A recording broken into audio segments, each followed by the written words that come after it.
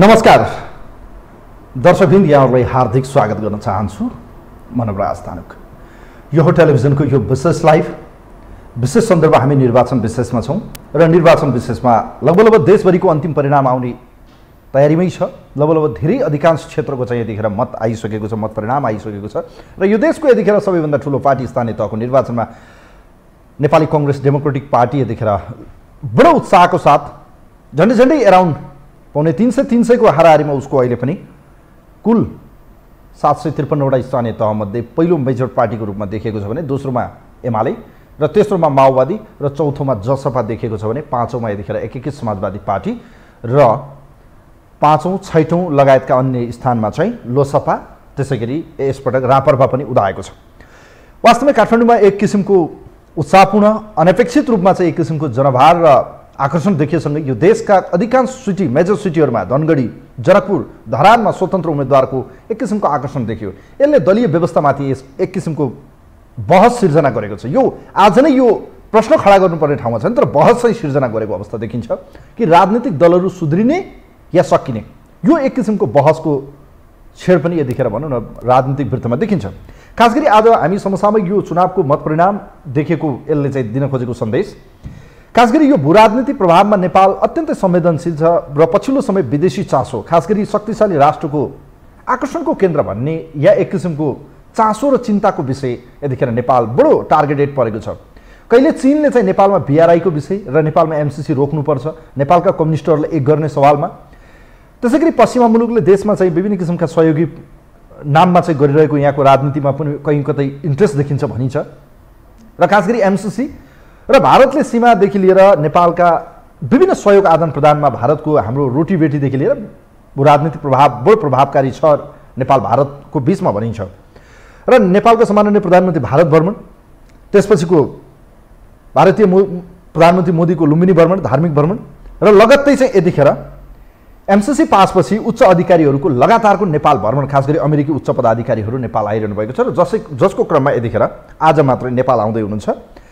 खास गरी अमेरिकाले विदेश विभागको रूपमा चाहिँ उहाँलाई तिब्बत मुद्दाको प्रमुखको रूपमा चाहिँ संयोजकको रूपमा खटाइएको व्यक्तित्व, खास गरी नागरिक सुरक्षा र प्रजातन्त्र मानव अधिकारको सम्बन्धमा वासिङटन डीसीले चाहिँ उहाँलाई एउटा प्रमुख भूमिकामा चाहिँ खटाएको व्यक्तित्व, उपमन्त्री आज आउँदै हुनुहुन्छ ऊर्जा जिया, उहाँको विषय र उहाँले यो अहिले पछिल्लो समयमा खास गरी उहाँले भेट्ने कार्यक्रम, तिब्बती शरणार्थीसँग भेट्ने कार्यक्रम र नेपालको जियो पोलिटिक्समा खेल्न सक्ने भूमिका र पछिल्लो समय नेपाल अब जियो पोलिटिक्सको हिसाबले अबको राजनीति के हुनसक्छ लगायतको विषयमा कुराकानी गर्दैछौँ। हामीसँग कूटनीतिज्ञ, पूर्व राजदूत समेत रहनुभएको बडो परराष्ट्रका मामलाका बडो जानकार परराष्ट्रविद डाक्टर दिनेश भट्टराई आज हामीसँग हुनुहुन्छ। उहाँलाई म वेलकम गर्न चाहन्छु। डाक्टर साहब वेलकम, यहाँलाई स्वागत छ। नमस्कार, धन्यवाद। आराम हुनुहुन्छ डाक्टर साहब? अब कुराकानी धेरै छ। फर्स्ट अफ अल हामी चुनावको विषयमा एकैछिन पछि आउँला। खास गरी अहिले देखिएको यो भूराजनीति विषयमै कुरा गरौँ। आज अमेरिकी विदेश विभागको एउटा महत्त्वपूर्ण व्यक्तित्व नागरिक सुरक्षा, प्रजातन्त्र, मानवाधिकारको सवालमा र खास गरी चीनको एउटा सुशासित क्षेत्र मानिएको तिब्बत मुद्दाको मामिलाको विदेश संयोजक ऊर्जा जिया आज नेपाल आउँदै हुनुहुन्छ। यसको अलिकति पृष्ठभूमिमा कोट्याउँ। जस्तो उहाँ भारत हुँदै नेपाल आउँदै हुनुहुन्थ्यो र उहाँ अरुणाचलमा खास गरी दलाई लामालाई भेट्नुभयो, संवाद भयो, शुभकामना दिनुभयो, उहाँको स्वास्थ्य लाभ कामना गरेसँगै दिल्ली हुँदै यतिखेर काठमाडौँ आउने तर्खरमा हुनुहुन्छ। अबको केही समय घण्टामा उहाँ साँझसम्म काठमाडौँ पुग्ने तर्खरमा हुनुहुन्छ। यो भ्रमण अनपेक्षित हो या स्वाभाविक हो? खास गरी यो नेपाल र अमेरिकाको 75 इयर्सको चाहिँ यो बाइलेटरल एउटा रिलेसनसिप, गुड नेबर्सको रूपमा चाहिँ हाम्रो एउटा सम्बन्ध पनि देखिन्छ। यो सँगै उहाँको भ्रमणलाई तपाईँले कसरी हेर्नु भएको छ? धन्यवाद। तपाईँले आफ्नो यो क्वेसनमा भनिहाल्नुभयो। उहाँ चाहिँ नेपाल र अमेरिकाको बिचमा दौत्य सम्बन्ध कायम भएको 75औं वर्षगाँठमा अमेरिकाबाट उच्च अधिकारीहरू भने बिचको यही अधिकारीहरूको चाहिँ अमेरिकी अधिकारीहरूको भ्रमण भइरहेको छ। उहाँ चाहिँ भारत भएर आउनु हुँदैछ। ऊर्जा जिया उहाँ चाहिँ अमेरिकाको विदेश मन्त्रालयको अन्डर सेक्रेटरी, त्यसलाई उपमन्त्री हो। त्यही civil security, human rights, democracy तपाईँ भनिहाल्नुभयो। र साथसाथै उहाँलाई स्टेट डिपार्टमेन्टले तिब्बत एफेयर्सको कोअर्डिनेटरको रूपमा चाहिँ पनि चाहिँ तोकेको छ। उहाँ भारतमा आइराख्दाखेरि तपाईँले भन्नुभयो उहाँ दलाई लामालाई भेटेर आउँदै हुनुहुन्छ। उहाँ अरुणाचलमा होइन, हिमाचल प्रदेश, हिमाचल प्रदेशको धर्मशालामा गएर उहाँले चाहिँ धर्मगुरु चाहिँ दलाई लामालाई भेटेर यता आउँदै हुनुहुन्छ र यता उहाँले त्यता भेट्दै गर्दा र यता आउने भन्दै गर्दाखेरि यहाँ पनि बडा संवेदनशील भएर हिजो मात्रै यहाँ काठमाडौँ स्थित सिनियर राजदूतले हाम्रो गृहमन्त्रीलाई भेट्नुभयो, आफ्नो चिन्ता जताउनु भयो भन्ने कुरा पनि पेपरमा आइरहेको छ। तर त्यो कुरा उठाउनु भयो भएन भन्ने चाहिँ केहीले लेखेका छन्, केहीले लेखेका छैनन्। त्यसैले यो विश्वमा अहिले चाहिँ जुन भू राजनीतिक बदलाव भइरहेछ, भनौँ न पहिलो नै भन्नु पर्यो, शीत युद्धको समाप्तिपछि जुन किसिमको चाहिँ युनिपोलर मोमेन्ट भन्छौँ हामी त्यसलाई, अमेरिकाको चाहिँ कसैले प्रश्न गर्न नसक्ने गरी सर्वोच्चता कायम भयो 10-12 वर्षसम्म र 2001मा गएर जुन चाहिँ टेररिस्ट एट्याक भयो अमेरिकामा, त्यसपछिका घटनाक्रम यो लामो हुन्छ। मैले छोटकरीमा के भन्छु भने त्यसले अमेरिकाको सर्वोच्चतालाई प्रश्न उठा। अमेरिका साँच्चै आफूलाई कति चाहिँ सुरक्षित राख्न सक्छ त? उसैकै भूमिमा अमेरिकाकै चाहिँ हवाई जहाजहरूलाई मिसाइलको रूपमा प्रयोग गरेर अमेरिकाको ल्यान्डमार्कमाथि नै चाहिँ जसरी आक्रमण भयो त्यसले चाहिँ अब कति फरक पार्यो भन्दाखेरि धेरै फरक पार्यो। तपाईँको चाहिँ सबै चिज बदलिदियो त्यसले। र अझ त्यसपछि गएर 2008मा जुन फाइनेन्सियल क्राइसिस भयो, तपाईँले भू राजनीतिको कुरा गरेकोले म भन्दैछु, 2008-9मा जुन आर्थिक सङ्कट आयो चाहिँ, त्यो आर्थिक सङ्कटमा पुगेपछि चीन र भारत अलि त्यो आर्थिक सङ्कटबाट अलि परै बस्न सफल भयो। चीन चाहिँ राम्रोसँग बस्न सफल भयो। अनि चीनले चाहिँ के सोच्यो भने अब यो बेला हो भन्ठानेर उसले चाहिँ उसले के भन्यो भने अब हामी चाहिँ विश्व मल्टिपोलारिटी, युनिपोलर होइन, अमेरिकाको सर्वोच्चता अब छैन, अमेरिकाको सर्वोच्चता छैन, अब युनिपोलर होइन मल्टिपोलारिटीतिर चाहिँ जान थाल्यो भनेर चाहिँ त्यति बेला यिनीहरूले कुरा गरेका छन्। मतलब चीनको चाहिँ त्यो भयो। अनि चीन 2012मा गएर अहिलेका राष्ट्रपति सी जिनपिङ चाहिँ अब सत्तासीन हुनुभयो, सत्ता लिनुभयो। अनि उहाँले चाहिँ 2012मा चाहिँ चाइनिज ड्रिमको कुरा गर्नुभयो, चाइनिज रिजुभिनेसनको कुरा गर्नुभयो।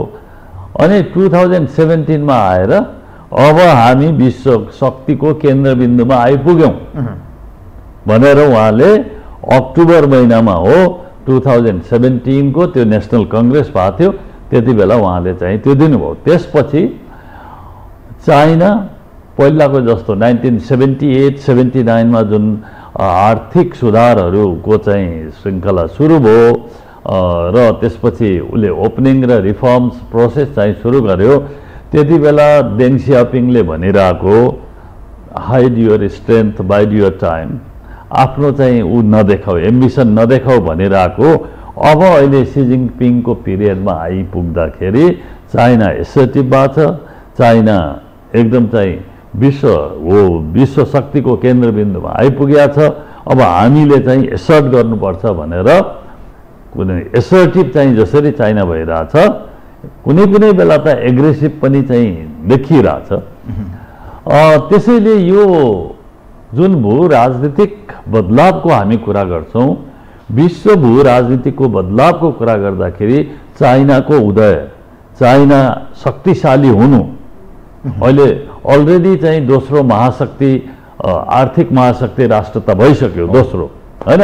अब प्रोजेक्सन के छ भन्दाखेरि अबको 1 दशकभित्र 7-8 वर्षभित्रै चाहिँ अमेरिकालाई यसले उछिन्छ भन्ने किसिमका प्रोजेक्सनहरू आइरहेका छन् र अमेरिका र चाइनाको बीचमा अहिले जुन कम्पिटिसन छ, राइभलरी छ र अमेरिकाले चाइनालाई यो it's a geopolitical test of 21st century geopolitics भनेको छ र त्यो भन्ने चाहिँ अमेरिकाका विदेश मन्त्री अनि जति बेला राष्ट्रपति जो बाइडेनले चाहिँ शपथ ग्रहण गर्नुभयो त्यति बेलादेखि नै फर्स्ट एन्ड फरमोस्ट च्यालेन्ज हाम्रो फरेन पोलिसी च्यालेन्ज भनेको चाइना हो भने चाइनाको उदय। फेरि तपाईको चाइनाको कुरा गरिराख्दाखेरि सोभियत युनियन जस्तो होइन, यो चाहिँ मिलिट्री पावर पनि China military Soviet union military power मात्रै थियो। अब चाइना चाहिँ तपाईको टेक्नोलोजिकल पावर पनि हो, मिलिट्री पावर पनि हो, इकोनोमिक पावर पनि हो। अब एकदम लार्जेस्ट ट्रेडिङ नेसन चाहिँ अहिले भइरहेछ, लार्जेस्ट फरेन एक्सचेन्ज रिजर्भ उसैको छ हैन। त्यसैले यो जुन चाहिँ भू राजनीतिक बदलावको केन्द्रबिन्दुमा हाम्रा दुई छिमेकी छन्। मैले छोटो रूपमा संक्षिप्त रूपमा भन्दाखेरि हाम्रो केन्द्रबिन्दुमा हाम्रा दुई छिमेकी छन्। त्यसैले हामी दुई छिमेकीको बीचमा हाम्रो जुन अवस्थिति छ, भौगोलिक अवस्थिति छ, त्यो अवस्थितिका कारण विश्वको ध्यान विश्वको चाहिँ नेपाल पनि चाहिँ केन्द्रमा चाहिँ रहिरहेछ। त्यसैले यो त एउटा भू राजनीतिको कुरा भयो। अब नेपाल र अमेरिकाको कुरा गर्दा 75औं वर्षगाँठ हामीले चाहिँ कूटनीतिक सम्बन्धको मनाइरहेछौँ।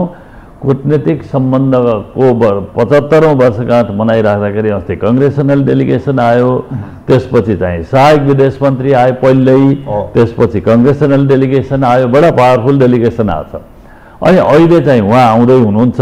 त्यही भएर यो भ्रमणहरू हुनु राम्रो कुरो हो। तर के भन्दाखेरि यो भ्रमण भइराख्दाखेरि हामीले उहाँहरूलाई के भन्न सक्नुपर्छ भने हामी बडा चाहिँ संवेदनशील अवस्थितिमा छौँ। यो भौगोलिक अवस्थिति हाम्रो संवेदनशील छ। दुईवटा छिमेकीसँगको हाम्रो सम्बन्ध हाम्रो अस्तित्वसँगै चाहिँ जोडिएको छ भन्दा पनि त्यति फरक पर्दैन। त्यसैले तपाईहरु यो सर्टेन पोइन्ट भन्दा उतातिर नजानुस्, नगइदिनुस्, हामीलाई अप्ठ्यारो पर्छ भनेर हामीले त्यो पनि भन्न सक्नुपर्छ। तर के भन्दाखेरि अब अहिले जुन मिडियामा आइरहेछ उहाँले चाहिँ अब कला भेट्ने भनिरहेछ, म त्यतातिर जाँदिनँ। तर के भन्दाखेरि नेपाल र अमेरिकाको बीचमा बहुत पुरानो सम्बन्ध छ।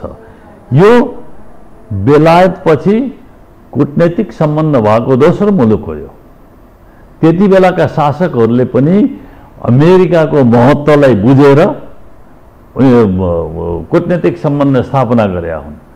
र तपाईको 1983 मा तत्कालीन राजा वीरेन्द्र चाहिँ अमेरिका भ्रमणमा गइराख्दाखेरि उनले व्हाइट हाउसको लनमा स्वागत गर्दाखेरि चाहिँ रोनाल्ड रेगन त्यति बेलाका राष्ट्रपतिले भनेका छन्, Nepal is our neighbour on the other side of the globe. त्यसैले ग्लोबको अर्कोपट्टिको हाम्रो छिमेकी हो भने।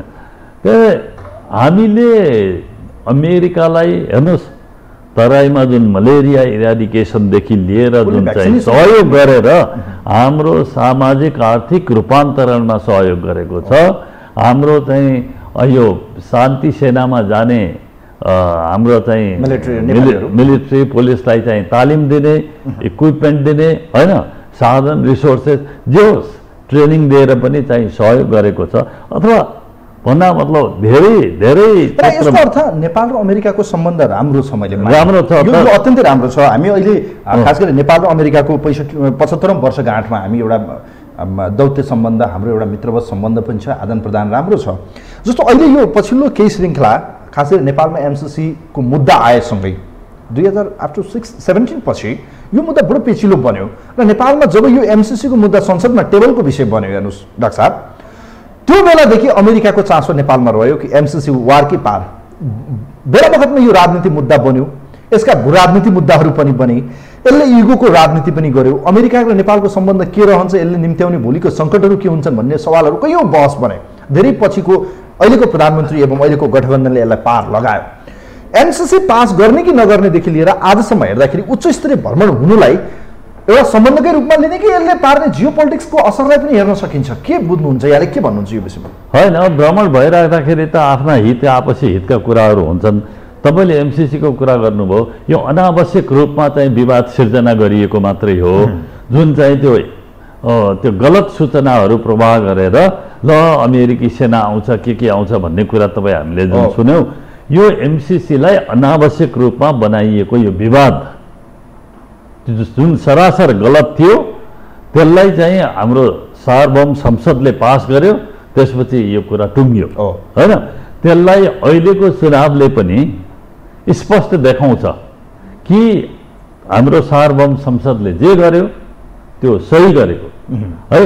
त्यो एमसिसीमा बढी इन्ट्रेस्ट अमेरिकाको भन्ने कुरा चाहिँ होइन कि 2017मा एमसिसी एग्रिमेन्ट हामीले सही गरेर हामीले कमिटमेन्ट गरे त्यो कुरा, अथवा तपाईँको चाहिँ यो त्यसै हामीलाई आएको होइन, हामीले सर्टेन क्राइटेरियाहरू पुरा गरेर हामीलाई अफर गरिएको कुरा हो। यो हामीले आफैले प्रपोजल गर्यौँ नि। हामीले चाहिँ भनौँ न तपाईँको 20वटा जति क्राइटेरिया थियो होला त्यहाँ, ती इन्डिकेटर्स मध्ये 15-16 त हामीले पुरा गरेका छौँ।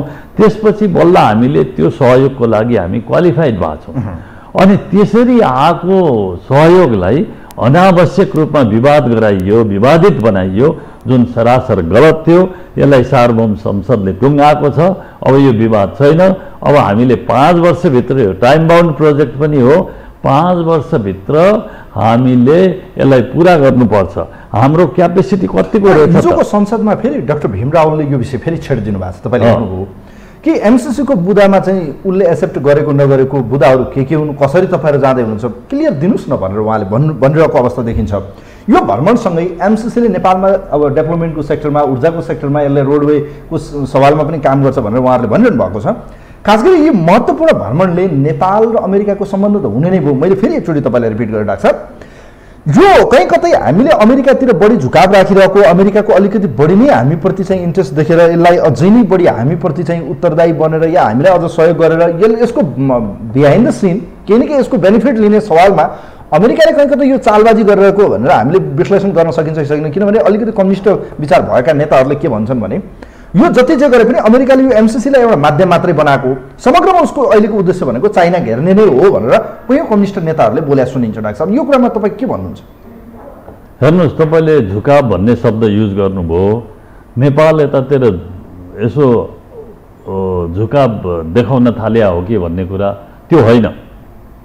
तपाईँले यो भनिराख्दाखेरि यो युक्रेनमा नेपालले जसरी भोट गर्यो संयुक्त राष्ट्रसङ्घमा, त्यसलाई पनि सङ्केत गर्न खोजेको होला।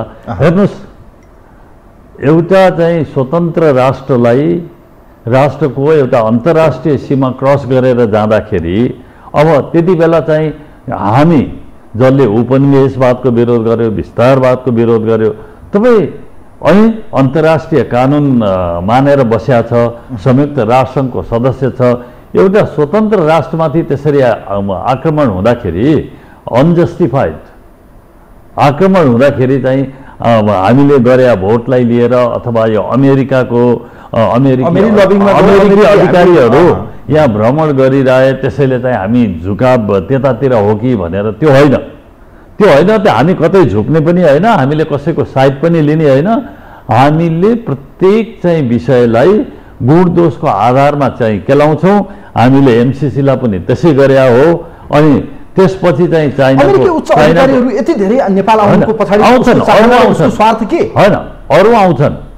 नेपाल अमेरिका सम्बन्धलाई अरू सुदृढ गर्नको लागि अरू आउँछन्। र म त भन्छु, अमेरिकी राष्ट्रपतिले कुनै बेला साउथ एसियाको भ्रमण गर्नुभयो भनेदेखि उहाँले केही घन्टा नेपालमा आएर बिताउनुपर्छ। नेपालमा त एउटा यस्तो छ नि, अस्ति नै केही दिन पहिले अमेरिकी सेनाको चाहिँ प्लेन आइरहँदा पनि बहस बन्यो, तपाईँलाई थाहा छ भने एकपछि अर्को गरी अमेरिकाको यस किसिमको चाहिँ नेपालमा आइरहने यो सम्बन्धको हिसाबले ठिक छ, तर बहस त बन्छ। मैले भने नि, हाम्रो भौगोलिक अवस्थिति यति संवेदनशील, यति नाजुक अवस्थामा छ। फेरि अर्को कुरा, हामी त्यति चाहिँ अलि बलियो, हामीलाई हाम्रो सरकारलाई नै तपाईको हाम्रो प्रशासनिक संयन्त्रलाई नै को आउँछ बाहिरबाट त्यो कहाँ जान्छ त्यसले कसलाई भेट्छ त्यसले के त्यो काम गरिरहेको हुन्छ त्यो हामीलाई थाहा छैन त्यो कमसेकम चाहिँ सरकारी संयन्त्र त्यसलाई मोनिटर गर्ने क्षमता त राख्नु पर्यो नि हामी कसैले पनि कुनै पनि नेताले नेपालको क्षमता स्टेट क्यापेसिटी बढाउनु पर्यो भने मैले कहिले पनि सुनेको छैन नेपालको क्यापेसिटी क्षमता बढाउनु पर्यो नि त त्यो मोनिटर गर्नको लागि आउँछन् नि साथीहरू आउँछन् पाहुनाहरू आउँछन् तिनीहरूलाई कुन ठाउँमा कहाँसम्म चाहिँ जान दिने कहाँसम्म जान नदिने त्यो हाम्रो काम हो उनीहरूको त इन्ट्रेस्ट छ सकभर अब तपाईँलाई म यही कुरा भनिराख्दाखेरि के छ अनि हेर्नुहोस् हामी तिब्बतसँग जोडिएका छौँ चीनको पेरिफेरल डिप्लोमेसी भन्ने छ एउटा पेरिफेरीमा केही हुन थाल्यो भनेदेखि चीनले त्यसलाई टोलरेट गर्दैन हामी हेर्नुहोस् बुद्ध भगवानको चाहिँ जन्मस्थल लुम्बिनी होइन त्यो जन्मस्थलमा आउन त चाहेका होला नि चाहिँ तिनी धर्मगुरु तिब्बतका आउन चाहेको छैनन् होला हामीले दिन सक्दैनौँ हामीले त्यो थेक्नै सक्दैनौँ भारतले के गरेको छ आश्रय दिएर राखिरहेछ त अनि भारतको पोलिसी सुन्नुहोस् 2017 मा दोकलाम चाहिँ 73 दिनसम्म त्यहाँ चाहिँ डेडलक भयो त्यसपछि ब्रिक्स समिट भन्ने थियो त्यो साधु ब्राजिल अब त्यो चाहिँ अब त्यता डिटेलमा नजाउँ अनि त्यो ब्रिक्स समिटमा जानको लागि उनीहरूले एउटा वे आउट निकाले चीन र भारत बसेर त्यसपछि तपाईको 2018 मा वुहान चाइनाको वुहानमा चाहिँ एउटा मिटिङ भयो शिखर इन्फर्मल समिट मिटिङ भने इन्डिया र चाइनाको बीचमा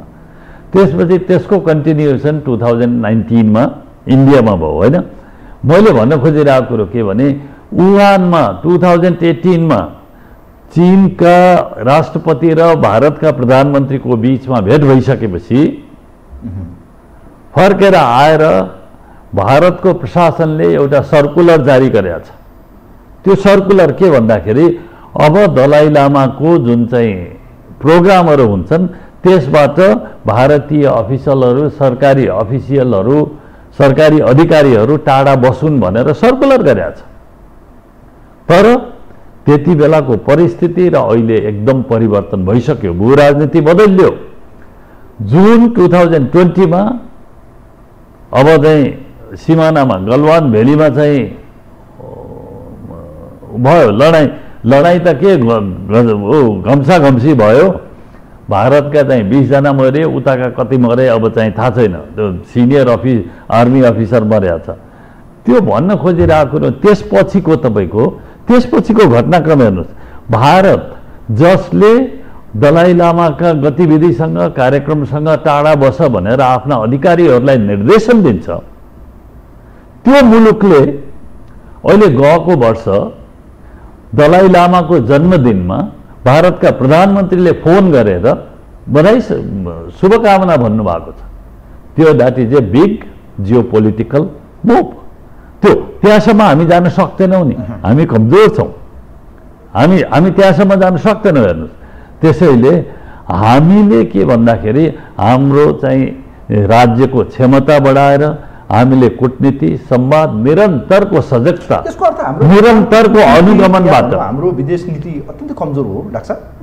के भन्नुहुन्छ बेला बखतमा बहस हुन्छ हाम्रो परराष्ट्र नीति नै भएन कूटनीति नै छैन हाम्रो परराष्ट्र नीति छ किन छैन परराष्ट्र नीति छ संविधानमै उल्लेख छन् परराष्ट्र नीतिका फन्डामेन्टल्सहरू संविधानमै उल्लेख छन् किन छैन परराष्ट्र नीति छ हाम्रो जति पुरानो परराष्ट्र नीति सायद हाम्रा छिमेकीहरूको छैन होला छ तर के भने हामीले मुलुकलाई बलियो बनाउनु पर्यो जनतालाई बलियो बनाउनु पर्यो जनता बलियो भयो भने मात्रै बल्ल चाहिँ राज्य बलियो हुन्छ तपाईको जनतालाई पनि मतलब नराख्ने अनि तपाईको चाहिँ राज्यको क्षमता बढाउनतिर पनि नलाग्ने अनि कताबाट चाहिँ अब सुन्नु न कूटनीतिक संयन्त्रलाई चाहिँ कमजोर बनाउने कताबाट चाहिँ यसमाथि चाहिँ जाई लाग्न सकिन्छ कताबाट इन्क्रोच गर्न सकिन्छ कूटनीतिक सेवामा भनेर लाग्ने, अनि त्यसपछि चाहिँ तपाईँको खालि चाहिँ त्यो क्षणिक अवसरहरू मात्रै खोज्ने,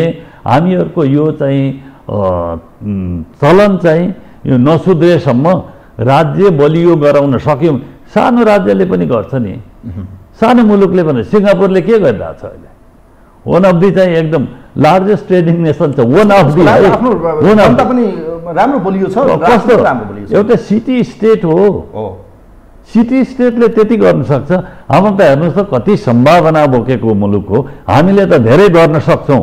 त्यसैले अब यो चाहिँ 10 थरीका कुरा गरिराख्नुभन्दा राज्यको क्षमतालाई, राष्ट्रलाई बलियो बनाउनुहोस्, राष्ट्रका चाहिँ इन्स्टिट्युसनहरूलाई बलियो बनाउनुहोस्, होइन, स्टेट इन्स्टिट्युसनलाई बलियो बनाउनुहोस्, डेमोक्रेसीलाई सुदृढ पार्नुहोस्। अनि तपाईँको नेपालमा को आउँछ, को कहाँ जान्छ, कोसँग कुरा गर्छ, कसले के लिएर आउँछ यो मुलुकभित्र। ल भारत र नेपालको बिचमा खुला सिमाना छ, त्यो खुला सिमाना भए कसैले आएर मोनिटर गरिदिने हो र त्यो त हामी आफैले गर्ने हो नि। नेपालको क्षमता बढाउने भनेको कुरो नेपाली र नेपालीको मात्रै हो, अरूले गर्दैन। अरूले त आफ्ना स्वार्थै हेर्छ। डाक्टर साहब, जस्तो अहिले यो भ्रमण ऊर्जा जियाजीको भ्रमणलाई जस्तो यो अझ टिपिकल एउटा विषयलाई उहाँहरूले जोड्नु भएको छ र जुन संयोग भन्ने कि अब यो उहाँहरूको के छ, अब भित्री कुरो त हामीलाई पनि थाहा हुँदैन, तर उसको विदेश मन्त्रालयले जुन विषयलाई जानकारी दिएको छ कि नेपालमा उहाँले भेट्ने भनेको तिब्बती शरणार्थीहरूलाई जो नेपाल र भारतसँग सम्बन्धित छन्। अहिले दलाई लामालाई उहाँले भेटेर आउनुभएको छ र यो सँगै चाहिँ अब अझ विशेष चासो के भयो भने चाइनाले आफ्नो टेरिटोरीभित्र कुनै पनि किसिमका चाहिँ त्यो किसिमको सह्य गर्दैन। तपाईँले आफैले पनि भन्नु भएको छ, त्यो त अब सह्य हुने कुरा पनि भएन। नेपालले पनि असंलग्न परराष्ट्र नीति हामी लिन्छौँ भनेर हामीले कसम पनि खान्छ, हाम्रो संविधानले पनि भन्छ, हामी पनि त्यो सिद्धान्तलाई मानेका पनि छौँ, एक चीन नीतिमा हामी हो। तर अहिले यो भ्रमण नितान्त तिब्बतसँग जोडिएको विषयमा यो भ्रमण रहला कि यसले जस्तो उहाँहरूको ब्याकग्राउन्डमा छ नागरिक सुरक्षा, प्रजातन्त्र र मानवाधिकारलाई विशेष उहाँहरूले फोकस गरेर जियाजीको भ्रमणमा चाहिँ के प्रायोरिटी भएर शरणार्थीलाई भेट्दै हुनुहुन्छ होला उहाँले? यसको पछाडि के हुनसक्छ अमेरिकी सरकार? शरणार्थीलाई भेट्ने भन्ने त म पढिनँ, शरणार्थीका चाहिँ प्रतिनिधिहरूसम्म चाहिँ को उल्लेख थियो। हेर्नुहोस्, डेमोक्रेसी हामीलाई अति आवश्यक छ, यो अपरिहार्य कुरो हो नेपालको लागि।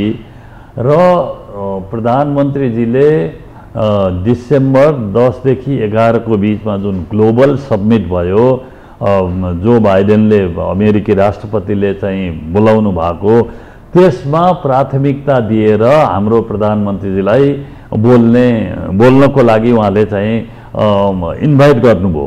त्यो अवसर चाहिँ राम्रो अवसर हो। यो एउटा हामीले के भन्छौँ भन्दाखेरि हाम्रो सोसल सिस्टम, पोलिटिकल सिस्टम फरक हुन सक्छ, तर के भन्दाखेरि चीनसँग हामी भन्छौँ हाम्रो फरक सोसल सिस्टम र चाहिँ पोलिटिकल सिस्टम भए पनि हाम्रो सम्बन्ध एकदम चाहिँ नजिकको सम्बन्ध हो, हामी छिमेकीको सम्बन्ध। अब हामीलाई चाहिँ काम लाग्ने हाम्रा छिमेकीहरू, त्यसैले हामीले तपाईँले अघि भनिहाल्नुभयो वन चाइना पोलिसी। वन चाइना पोलिसी त अमेरिकाको पनि हो नि। 1972 मा 72 को फेब्रुअरीमा, अब तपाईँलाई स्पष्ट भन्नु, तत्कालीन राष्ट्रपति रिचर्ड निक्सन चीन भ्रमणमा जाँदाखेरि उहाँले भन्नुभएको छ नि, there is one China and Taiwan is a part of China. अब तिब्बतको त कुरै छोडिदिनुहोस्, तिब्बतको उहाँहरूले कुरा गर्नु, हामी वन चाइना पोलिसी सबै, there is only one China. हामीले चाहिँ त्यो वन चाइना पोलिसी अन्तर्गत हामीले चीन विरोधी गतिविधि कुनै पनि हाम्रो भूमिमा हुन दिँदैनौँ र त्यो हामीले आफ्नो कमिटमेन्टलाई पालना गरेका छौँ, हामी त्यसप्रति प्रतिबद्ध छौँ, हामी गर्छौँ पनि। त्यसैले अमेरिकी अधिकारीहरूको नेपाल भ्रमणलाई लिएर बढी अर्थाउनु पर्ने, बढी टाढा गएर सोच्नुपर्ने कुरा छैन। उहाँहरूका इन्ट्रेस्ट होलान्, उहाँहरूले कुरा उठाउनु होला, तिब्बतको बारेमा, तिब्बती शरणार्थीहरूको बारेमा उठाउनु होला। तर हामीले स्पष्ट रूपमा हामीले कुन शर्तमा चाहिँ यहाँ बस्न दिएका छौँ, हाम्रो चाहिँ के अडान हो, हामीले स्पष्ट रूपमा बताइदिनुपर्छ। हाम्रा मित्रहरूले स्पष्ट रूपमा बताउँदाखेरि नबुझ्ने कुरो छैन भन्ने मलाई लाग्छ। दोस्रो चीनको विदेश विभागको उपमन्त्री पनि नेपाल आउनुभयो, वाङ यी, तपाईँले हेर्नुभयो होला केही समय पहिले। वाङ यी चाइनाको, त्यही त, उहाँ पनि आउनुभयो।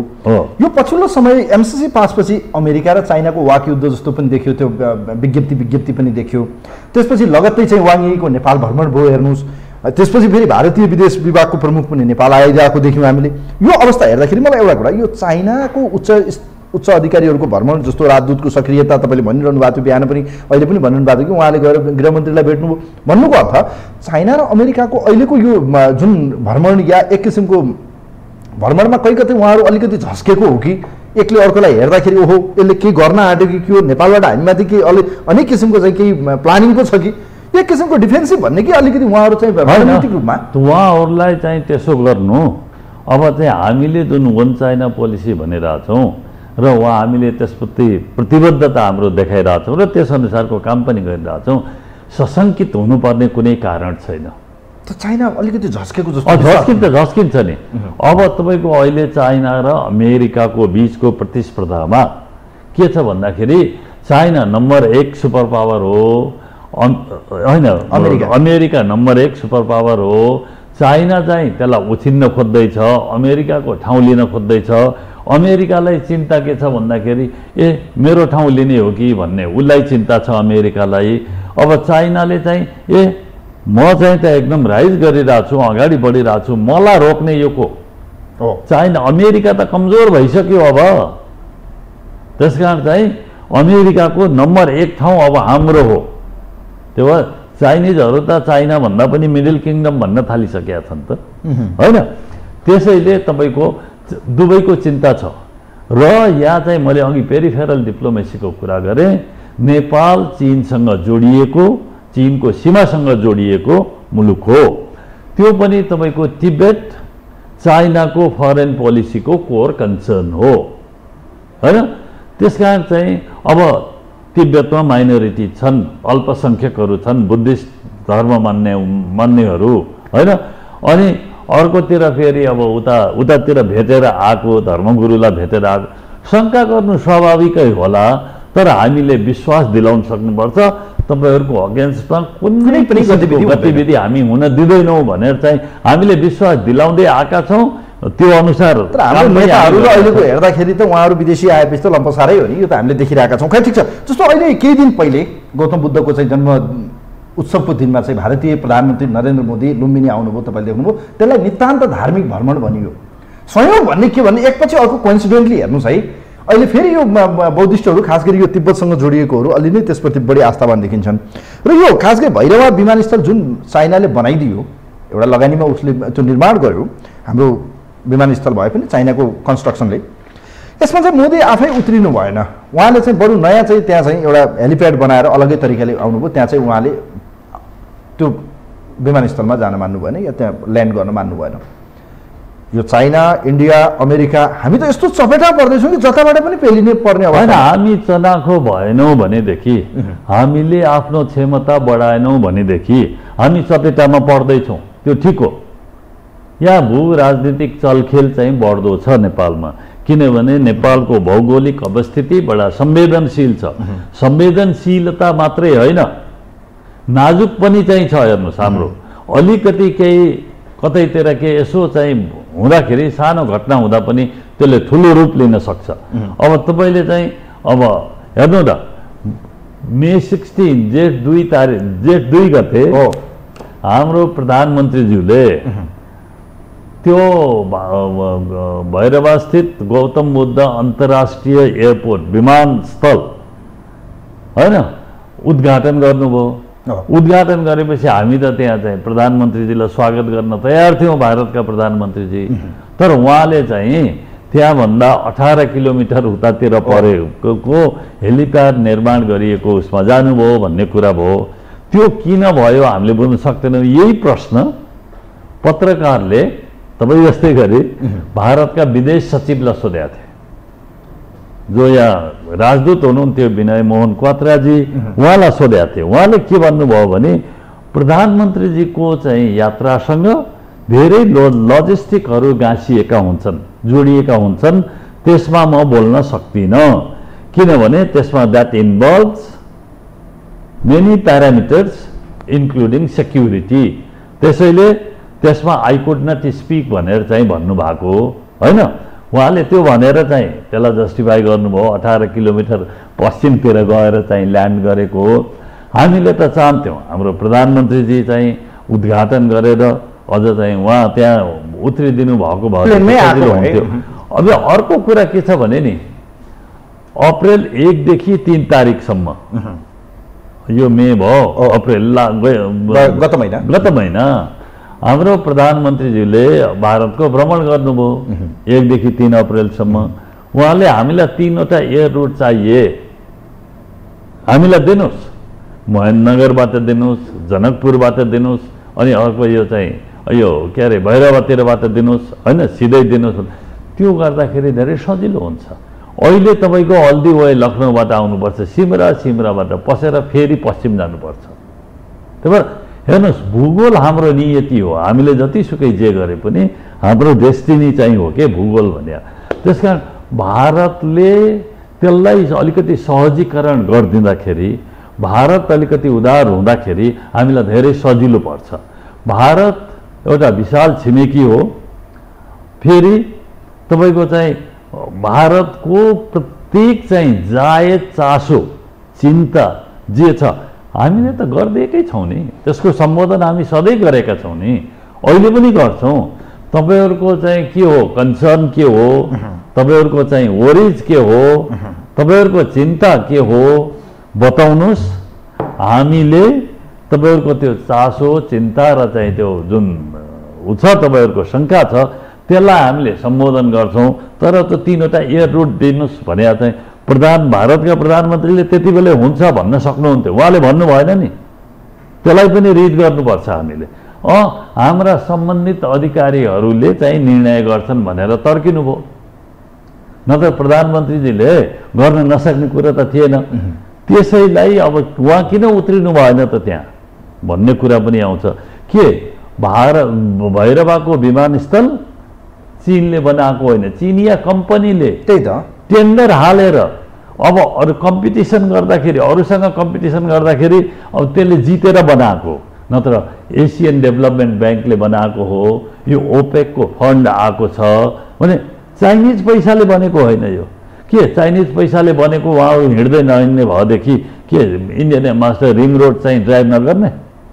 पोखरा जानु पर्दाखेरि के पृथ्वीराज मार्ग भन्छौँ होइन हामी, के हो त्यसरी हुन्छ? अब पोखरामा एयरपोर्ट छ, पोखरा एयरपोर्ट चाइनाले बनायो भनेर नजाने त्यो होइन। हामीलाई विकास चाहिएको छ। हामीले जताबाट कन्सेसनल रेटमा जताबाट हामीलाई सहयोग प्राप्त हुन्छ त्यो सहयोग ल्याउँछौँ। हामीले पूर्वाधार खडा गर्छौँ, जस्तो एमसिसी ल्यायौँ त्यस्तै चाइनाबाट पनि लिन्छौँ। भारतबाट त हामीले पहिलेदेखि लिइरहेको हो, हामी लिन्छौँ जताबाट। यो कुरालाई सम्झिदिनुपर्छ। हामीसँग आफ्नै स्रोत छैन।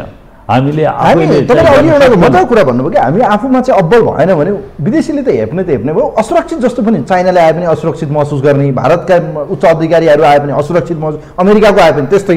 अब एउटा कुरा नि जस्तो अब यसपछि के हुन्छ त? अब किनभने यस्तो यो चासो छ, एमसिसी पास भएको छ, बिआरआईलाई पनि उहाँहरूले अलिकति घुमाउरो तरिकाले बिआरआई नआए पनि सहयोग त दिने चाइनाले पनि एनाउन्स गरिसक्यो अस्ति नै आएर। भारतको त लगातार सहयोग आएकै छ। डाक्टर साहब के देख्नुहुन्छ तपाईँले अबको केही वर्षमा? जस्तो यो एमसिसीको 5 वर्ष फेज जुन छ टाइम बााउन्ड्री, के हुन्छ नेपालको अबको जियो पोलिटिक्सले पार्ने प्रभाव या नेपाल जियो पोलिटिक्सबाट पेचिलो बन्दैछ। विश्वको भू राजनीतिको केन्द्रमा चीन र भारत छन्। अहिले अब रुसले तपाईँको युक्रेनमा जुन फेब्रुअरी 24मा आक्रमण गर्यो त्यसबाट भएका चाहिँ त्यो असरहरू के छन्? चाइना र रुस अब कति त्यो फेब्रुअरी 4 का दिन त्यो विन्टर ओलम्पिक चलिरहेको थियो, फेरि त्यहाँ आउनुभयो पुटिन आउनुभयो र एउटा एग्रिमेन्ट 50 पेजको एग्रिमेन्ट छ। त्यो के भन्नुभयो त्यहाँ? फ्रेन्डसिप विथ नो लिमिट, जे पनि हुन सक्छ, आवश्यक जे पनि गर्ने। अब चाहिँ तपाईँको यसले चाहिँ अमेरिकालाई पनि झस्काएको छ होइन। अब अमेरिका त चाहिँ एकदम पक्का छैन। अहिले आजदेखि हो कि भोलिदेखि हो अमेरिकी राष्ट्रपति जापान र दक्षिण कोरिया जाँदै हुनुहुन्छ एसिया भ्रमणमा। अहिले चाहिँ तपाईँको युरोपतिर बढी ध्यान केन्द्रित भयो। अफगानिस्तानबाट त्यसरी उहाँहरूले चाहिँ ब्याक हुनु पर्यो, विथड्र गर्नुभयो। विथड्र गरिसकेपछि त्यो किन विथड्र गरे भन्दाखेरि अमेरिकी पोलिसी स्टेटमेन्टहरूले धेरै भन्छन् एसिया पेसिफिक अथवा इन्डो पेसिफिक रिजनमा बढी फोकस हुनको लागि, केन्द्रित हुनको लागि त्यताबाट विथड्र गरे भन्छन्। अब इन्डो पेसिफिक रिजनमा अमेरिकाको के अडान छ, के पोजिसन छ, कहिलेदेखि सुरु भयो भन्नलाई चाहिँ अब टाइम छैन होला, म त्यता जाँदिनँ। किनभने ओबामा छँदै चाहिँ अस्ट्रेलियन पार्लियामेन्टलाई सम्बोधन गर्दाखेरि उनले भनेका छन् कि we are here to stay, हामी एसियामा छौँ भनेर एसियाका मित्रहरूलाई तपाईँको चाहिँ आश्वासन दिन, आश्वस्त पार्नको लागि अहिले चाहिँ अमेरिकी राष्ट्रपति आउँदैछन्। उनी एसिया भ्रमणमा आउनु अगाडि तपाईँको आसियान लिडरहरूलाई, association of South East Asian nations, त्यो सबैलाई बोलाएर अमेरिकामा सब्मिट गरेका छन्। यो अलिकति यसरी यो जियो पोलिटिक्समा यसरी जोडेर हेर्नु पर्यो कि हामीले। त्यही भएर अमेरिकाको ध्यान एसियामा छ भन्नको लागि अहिले आएका अनि अमेरिकी राष्ट्रपति र उहाँले उसमा के अरे टोकियोमा त्यो इकोनोमिक प्रोग्राम, इकोनोमिक चाहिँ के छ त प्याकेज, उहाँको सेक्युरिटीले मात्रै त पुग्दैन, इकोनोमिक प्याकेज के छ त भनेर टोकियोमा सायद राष्ट्रपति जो बाइडेनले भाषण गर्दै हुनुहुन्छ होइन। त्यहाँ क्वाड सब्मिट पनि हुने कुरा मैले पढेको छु होइन। त्यसैले एसिया केन्द्रबिन्दुमा छ। अब एसिया पहिल्यै चाहिँ अग्रस्थानमा थियो, पछि चाहिँ यो पछि पर्यो, यो बिचमा। अहिले फेरि त्यो चाहिँ जुन ग्लोरी हो एसियाको त्यसलाई रिक्लेम गर्दैछ, त्यो स्थानमा चाहिँ एसिया पुग्दैछ। त्यो पुग्नको लागि अब हाम्रा छिमेकीहरू एकदम चाहिँ लिडिङ रोल चाहिँ लिडिङ पोजिसनमा छन्।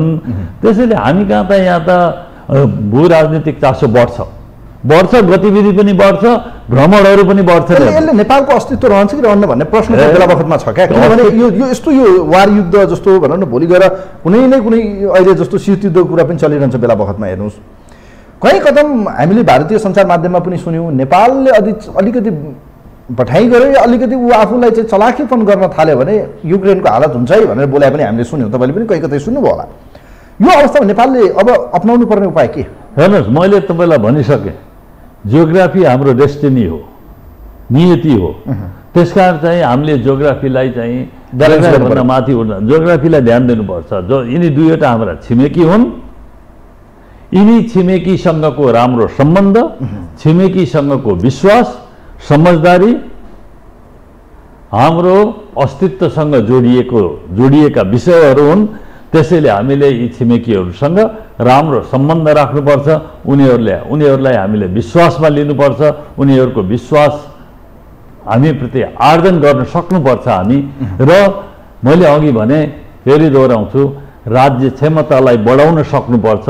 नेपालको जुन नेसनल इन्स्टिट्युसनहरू छन्, राष्ट्रिय संस्थाहरू छन्, यी संस्थाहरूलाई बलियो बनाउनुपर्छ।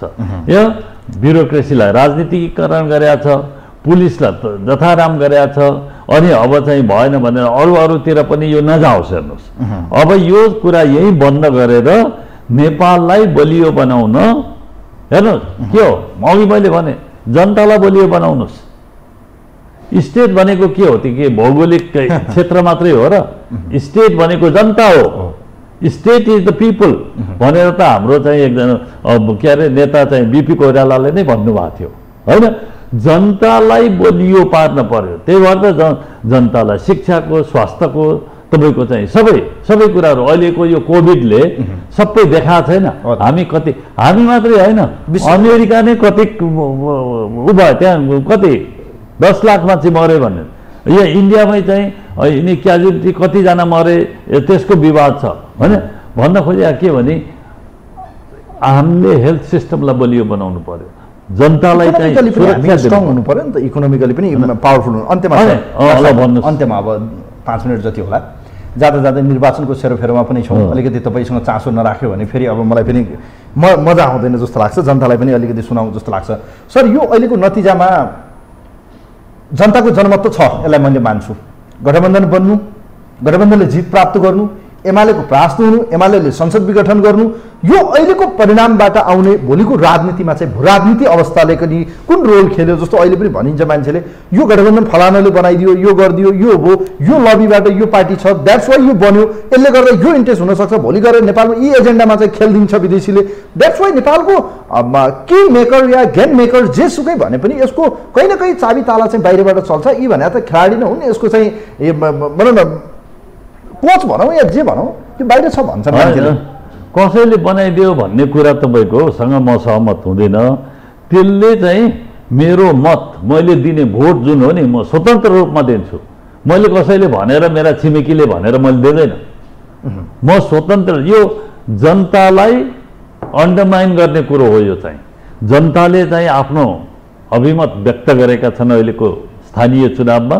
यो स्थानीय चुनाव हाम्रो हेर्नुहोस्, नेसन वाइड चाहिँ डेमोक्रेटिकल्ली इलेक्टेड चाहिँ स्थानीय सरकारहरूले चाहिँ अब काम गर्नुहुन्छ, आज कार्यभार सम्हाल्दैछन् हो।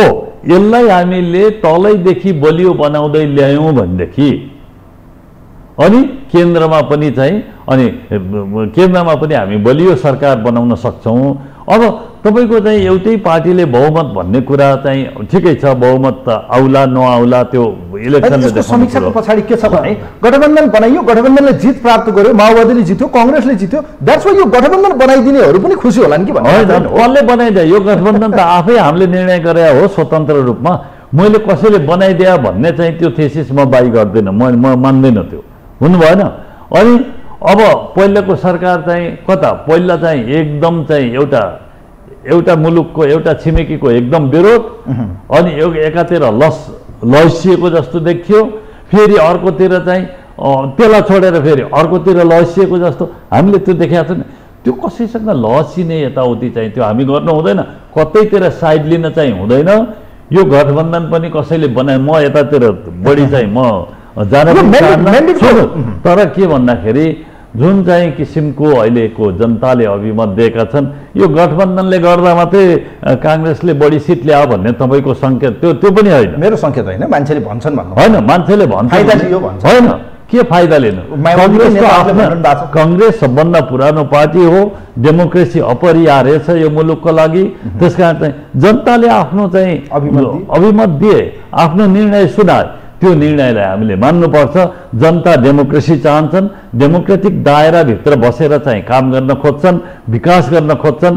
त्यसैले अब चाहिँ हामीले चाहिँ यतातिर भनेर आएको त्यो चाहिँ नमान्नु। संक्षिप्त विश्लेषण डाक्टर साहब, यो अहिलेको संविधान र अहिलेको निर्वाचन प्रणाली र अहिलेको जुन हामी डबल सिस्टममा छौँ, एकातिर प्रत्यक्ष अर्कोतिर समानुपातिक, यसले त स्पष्ट मेजोरिटी आउँदैन भन्ने त लगभग देखिएको छ। भलै अब त्यो जनतामा एक किसिमको पुरा ड्राफ्टिङ कुनै यस्तो भइदियो भने मात्रै हो।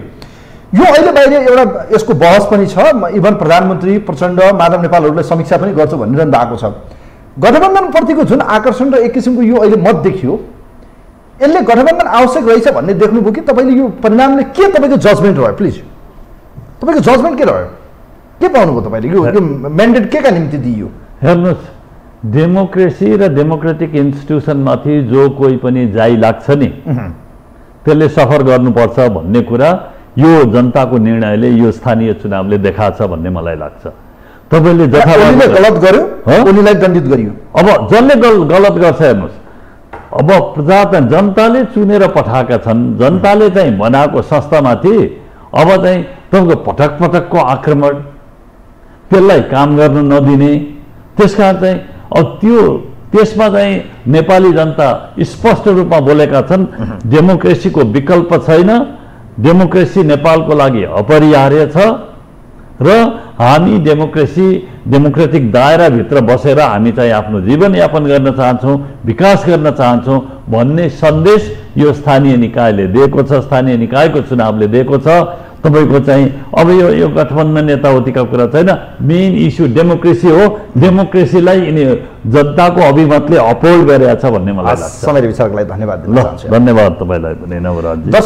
दर्शकबिन, यो विशेष लाइभ निर्वाचन विशेषमा हामीसँग आजको यो विशेष सन्दर्भमा डाक्टर दिनेश भट्टराई परराष्ट्र मामलाका विज्ञ कूटनीतिज्ञ पूर्व राजदूत आज हामीसँग हुनुहुन्थ्यो। विशेष गरी अमेरिकी उच्च अधिकारीहरूको नेपाल भ्रमण रिपिटली भइरहेको छ र यस क्रममा चाहिँ नागरिक सुरक्षा, प्रजातन्त्र, मानवाधिकार र खास गरी तिब्बत मुद्दाका लागि विदेश संयोजक यतिखेर ऊर्जा जिया नेपाल भ्रमणमा हुनुहुन्छ र यो भ्रमणले चाहिँ खास गरी नेपाल चाइना सम्बन्ध, नेपाल भारत सम्बन्ध, नेपाल अमेरिकाको सम्बन्ध र नेपालमा खेलिने जियो पोलिटिक्सको भूमिका या जियोग्राफिकल्ली हेर्ने हो भने पनि नेपालको भूराजनीतिक प्रभाव कस्तो देखिन्छ र अमेरिकी उच्च अधिकारीहरूको भ्रमणले नेपाल र अमेरिकाको सम्बन्ध या नेपाल र चाइनाको सम्बन्धमा के तलमाथि हुने सम्भावना छ या छैन, यी विषय र समग्र अहिलेको परिस्थितिमा देखिएको यो जनभार र एक किसिमको अभिमत र चुनावी परिणामले दिन खोजेको सन्देश के हो, यिनै विषयमा केन्द्रित रहेर कुराकानी गर्यो। कार्यक्रम हेरिदिनु भयो, यहाँहरूलाई विशेष धन्यवाद दिँदै आजको अतिथिसँग कार्यक्रमको टिमसँगै म पनि बिदा हुन्छु। नमस्कार।